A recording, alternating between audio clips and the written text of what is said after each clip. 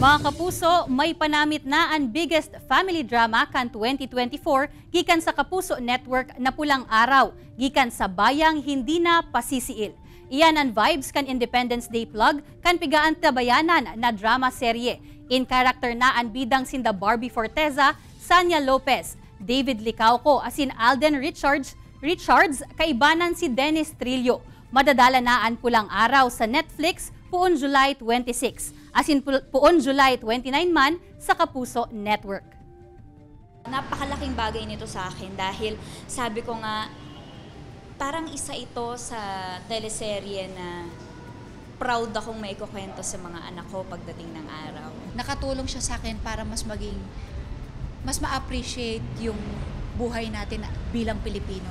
Nakaka-proud maging Pilipino. Because of this teleserye, makikita ng mga generations now, yung mga present na nandito, mga Pilipino, na ganon yung sacrifice na ginawa ng mga Pilipino noon. Bibigyan natin ng larawan yung mga kwento ng ating mga lolo't lola sa atin.